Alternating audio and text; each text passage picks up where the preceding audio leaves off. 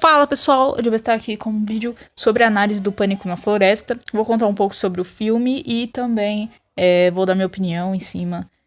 Vou fazer os dois ao mesmo tempo, vou tentar aí. Então é isso aí, bora pro vídeo. O filme foi lançado em 30 de maio de 2003. Começa com um casal fazendo uma escalada na montanha. Quando o homem consegue chegar lá em cima, ele acaba sendo morto por até então assassino desconhecido. E a mulher fica desesperada. Então ela também tenta fugir até o carro, só que acaba sendo pega também. Então a gente acaba conhecendo o Chris Free, né? É o protagonista do filme e ele acaba preso no trânsito, então ele quer chegar muito rápido no lugar onde ele quer ir, só que ele quer pegar o caminho mais rápido, então ele não tem muita paciência e acaba voltando pra tentar pegar o caminho mais rápido, então ele vai no posto de gasolina e pergunta pra um senhor.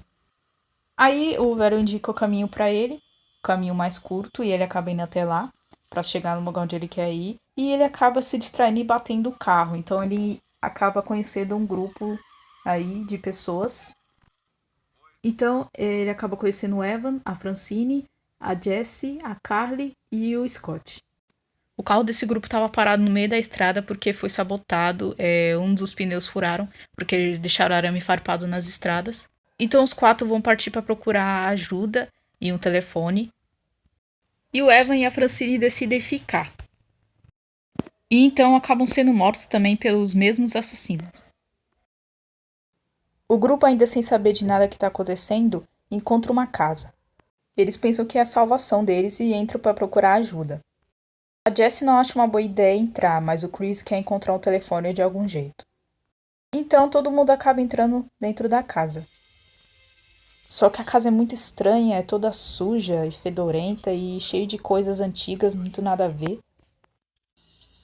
E é quando a Carly acaba encontrando o corpo dentro do banheiro e o Chris acaba encontrando carnes dentro da geladeira. Então descobrimos que eles não são só assassinos, são assassinos, mas também são canibais muito brutais.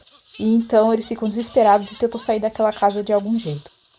Mas tem a má sorte de que os assassinos acabaram voltando. Então assim, eles têm que se esconder, mas eles tentaram fugir pela porta dos fundos sem sucesso. Então eles se esconderam na casa dos canibais mesmo. E então vemos uma cena muito brutal e também de muito suspense, dá pra ver o medo estampado na cara da Jessie. E junto com a cena da Francine morta, também ficamos com aquela agonia de que os canibais podem acabar descobrindo que o grupo está na casa. Então finalmente no filme vemos o rosto de um dos canibais, totalmente horrível, deformados. E ao todo são 3 canibais, um olho, 3 dedos e o dente de serra. Então, ao passar do tempo, o canibal começou a tirar um cochilo, então eles queriam aproveitar para escapar da casa. Só que ele acorda e acaba vendo eles fugindo. Então o grupo começa a correr, mas os canibais pegam sua caminhonete e começam a ir atrás deles. O grupo percebe que a única saída dessa floresta é tentar roubar a caminhonete dos canibais. O Chris e o Scott acabam distraindo os canibais. O caminhão ficou ligado. E daí? Vamos pegar. Como vamos fazer isso? Um atrai eles para outra direção e o resto pega o caminhão. Então, o Chris é a primeira distração, né? Só que ele acaba levando um tiro na perna, então ele não vai muito longe. Mas então o Scott tem que ir correndo até em meia floresta para distrair esses canibais. Então o Scott vai correndo em meia floresta e os canibais vão atrás dele, enquanto o grupo consegue pegar o caminhão.